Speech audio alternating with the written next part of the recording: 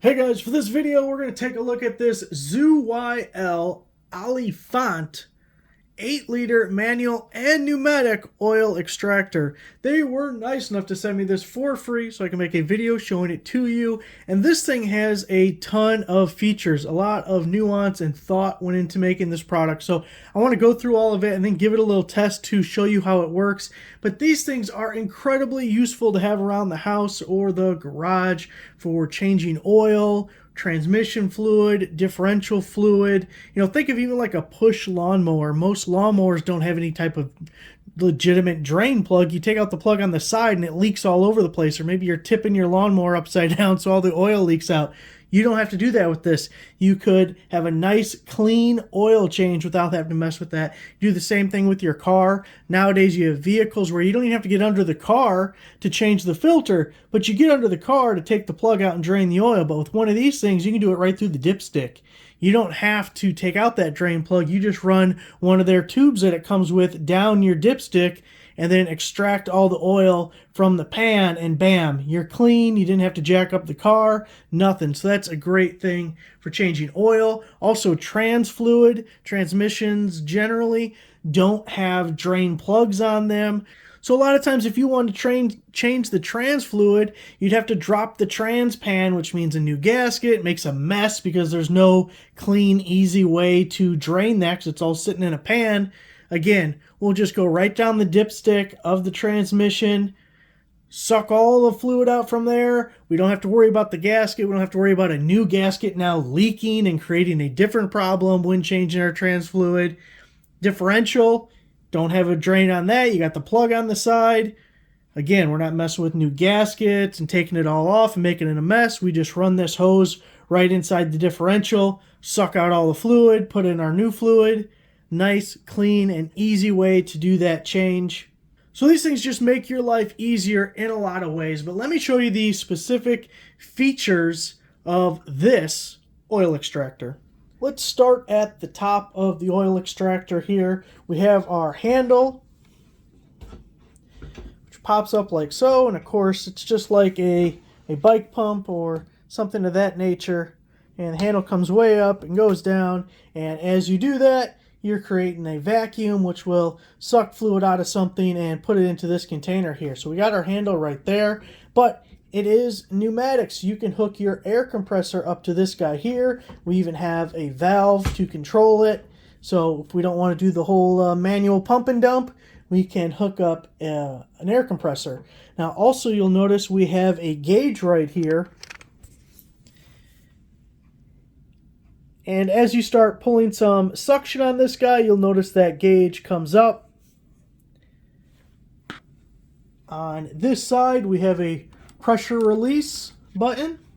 And if we look over here, we have this little plug, and that's to put our various lines on. It comes with 3 different plastic lines. And if I can show you, they are all different diameters. So we have 3 different sizes of these. And all of them have this stepped rubber end that'll go in here to plug it. Now the other thing is this thing comes off.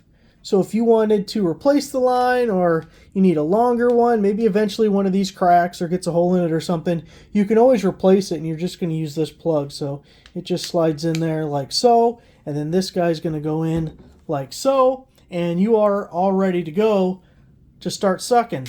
And then when you're all done, this entire plug here comes out. You can see there's a little O-ring in it.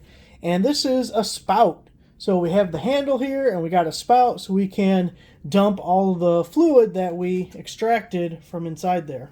And it's a little hard to see without the fluid in there, but there are markings along the side of this guy going all the way up to 8 liters. So you can see how much fluid is in your container. Now looking at the bottom, you have this little step that pulls out like so, and that's so you can put your foot on it when you're pumping to keep this down. Once you get some fluid in it and adds a little bit of weight, you probably don't need it, but it's a good way to get you started to keep it all stationary and doesn't move around on you. Down here in the basement, and I got a bucket of water that we're going to extract into the extractor. I know water's not the most exciting thing, but it's going to get us where we need to go. It'll show you how this guy works. Let's get started.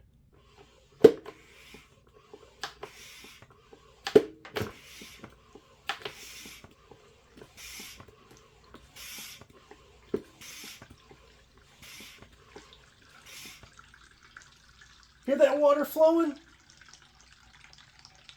Oh yeah, it makes you have to go to the bathroom, doesn't it? Keep going.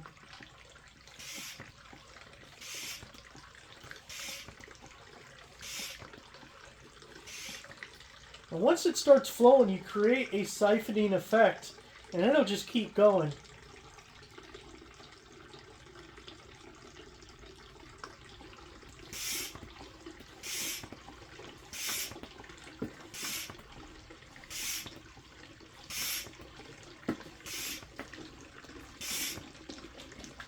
You'll notice you can see our gauge up. Had about 8 or 9 there. And if you watch the water line, you'll see on the bucket, it's going down. And we can speed up the process if we just keep pumping. Now you can see the water rippling right in this area. So a clear liquid obviously is hard to see, but if this was oil or trans fluid, antifreeze, something like that, you would very clearly be able to see where it's at. You can see our line, gotten to right there about. And again, I haven't been pumping this thing for about a minute. It's just going on its own now. And as we're getting pretty full on the extractor, you can see the bucket is almost empty. You know, as I'm thinking about it, I think a little bit of finagling, and this would work really well as a gravel vacuum for an aquarium. And if we pull it out of the water, we can break that transfer so it stops. And that's how you do it manually. Then, of course, once the extractor is full, we can transfer it back to the bucket.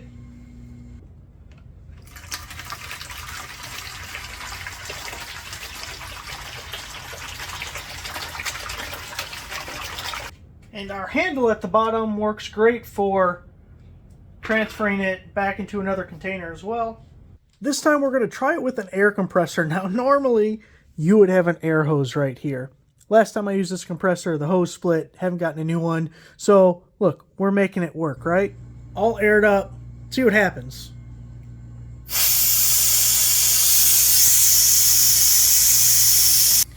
Hopefully you can see this on the camera. Watch the water coming up the tube as I play with the dial that controls the line pressure. So right now it's almost at 0, and we can take it up to like 90, which is up here somewhere. So just watch this knob and the fluid level as we go.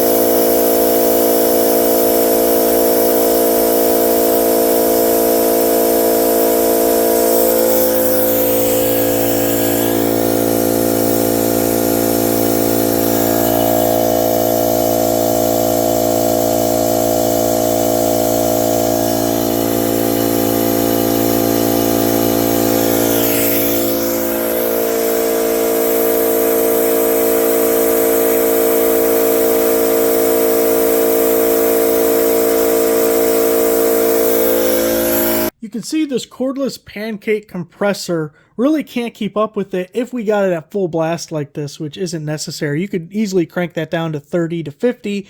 The compressor would keep up a little bit better. You just wouldn't get as fast a flow, but do you really need it like that? One thing I do want to show you though is I'm going to keep it at 90, and then we're going to open up the valve, and I want to show you the pressure gauge, and we'll just see where it gets to. Again, we're not going to be able to hold 90 because the compressor can't keep up, but it'll be fun to see anyway.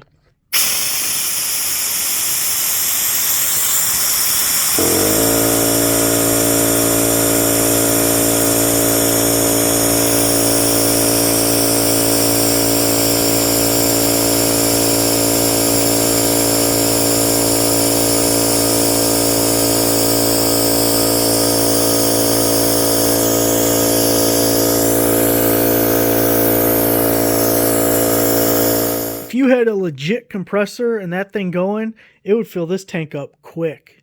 It actually works really well. Not ideal for this compressor. And to compare, I usually only use this for like a trim nailer. You can't use much of anything with this compressor, to be honest. Okay, so that was a lot of fun. Pretty impressed with it. Works well. Didn't leak at all. It can be really useful around the shop, the garage. So there it is, guys. Thanks for watching.